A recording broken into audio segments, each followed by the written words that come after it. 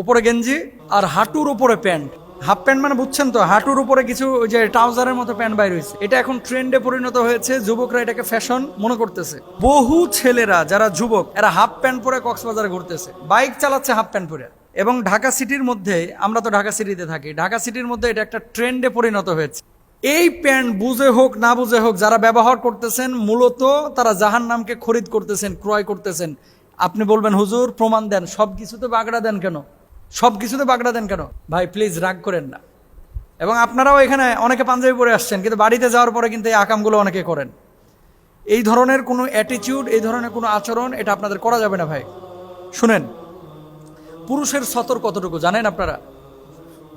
আরে সতর মানে বুঝে না, সতর মানে হচ্ছে যতটুকু ঢেকে রাখা আপনার জন্য ফরজ। এই যে হাতের কবজি আমি ঢেকে রাখছি, এই যে কোনোই, এই যে কোনোটাই যে ঢেকে রাখছি, কোনোটা ঢেকে রাখা কিন্তু আমার জন্য ফরজ না, আপনার জন্য ফরজ না। টুপি দিয়ে মাথা ঢেকে রাখছি, এটা আমার জন্য ফরজ না। এই যে জুব্বাটা আমি লাগায় রাখছি, কোটটা আমি পরছি, এটা আমার জন্য ফরজ না। নাভির নিচ থেকে হাঁটু পর্যন্ত ঢেকে রাখা এটা আমার জন্য ফরজ, এটা আমার জন্য কি ফরজ। যারা এই যে 3/4 বা হাফ প্যান্ট আপনারা পড়তেছেন, অধিকাংশ যুবকের হাঁটু বাইর হয়ে থাকে। তার মানে কি ফরজের যে অংশটা ঢেকে রাখা তার জন্য আবশ্যক ছিল, এই অংশটা বের হয়ে আছে। তাহলে কি করছেন আপনি? যদি 6 ঘন্টা 7 ঘন্টা 8 ঘন্টা 10 ঘন্টা এই প্যান্টটা এভাবে পরে থাকেন, এই 10 ঘন্টা আপনি ফরজ আপনার অঙ্গ বের করে রেখেছেন। মেয়েদের বুক ঢেকে রাখা কি? কথা বলেন না কেন আপনারা? বলেন, মেয়েদের বুক ঢেকে রাখা কি ফরজ? এখন কোনো মেয়ে যদি বুক খোলা রাখে, এটা কি ফরজ তরক করলো? এটা সম্পূর্ণ হারাম কাজ করলো। মেয়েদের বুক খোলা রাখা যেমন হারাম, মেয়েদের পিঠ খোলা রাখা যেমন হারাম, মেয়েদের পেট খোলা রাখা যেমন হারাম, একজন পুরুষের এই হাঁটুর উপরের এই অংশটা নাভি থেকে নিয়ে এই অংশটা খুলে রাখা তেমনই হারাম। নাউজুবিল্লাহ জোরে বলেন। সুতরাং প্রিয় ভাইরা আমার, এখানে যারা এই যে ট্রেন্ড হিসেবে আপনারা গ্রহণ করে এই কাজগুলো করতেছেন, এটার কিন্তু কড়া খেসারত দেওয়া লাগবে ভাই। আজকে স্বাভাবিকভাবে কিছু মনে করতেছেন না। নবীজি সাল্লাল্লাহু আলাইহি ওয়াসাল্লাম কি বলছেন একটু খেয়াল করেন।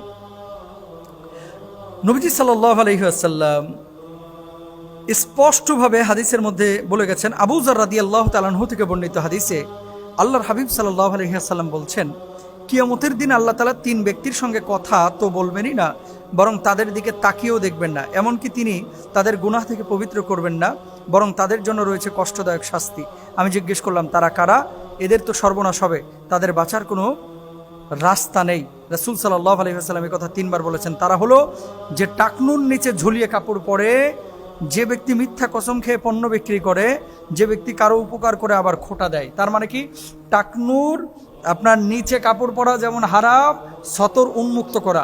নবীজি টাকনুর এই যে ওপরে কাপড় পরতে বলেছেন পুরুষকে, আর নারীদেরকে টাকনুর নিচে কাপড় পরতে বলেছেন। এখন হয়ে গেছে উল্টাটা। আমাদের মা বোনেরা দেখতেছি এখন টাকনুর ওপরে তাদের এই যে সেলাওয়ার ব্যবহার করতেছে, আর আমাদের ভাইরা কি করতেছে, নামাইতে নামাইতে একেবারে টাকনুর নিচে মিলিয়ে ফেলাইছে। মানে যা বললো হাদিসে এটার উল্টাটা করতেছে। নবীজি বললো এটা করো, এটা করো না, ও এটাকে করলো না, এটা করে। সবসময় উল্টাটা আসলে করতে পছন্দ করে।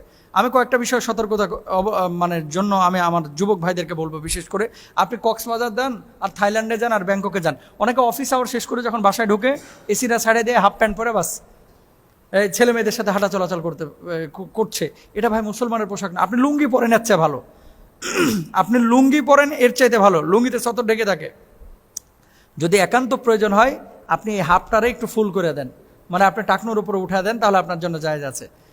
বাইকে এভাবে এই উন্মুক্তভাবে প্রদর্শন করা, হাঁটুটাকে বের করে ফেলা এবং ফরজ অংশটাকে খুলে রাখা, সেটা ছেলে হোক মেয়ে হোক যেমন সম্পূর্ণরূপে হারাম।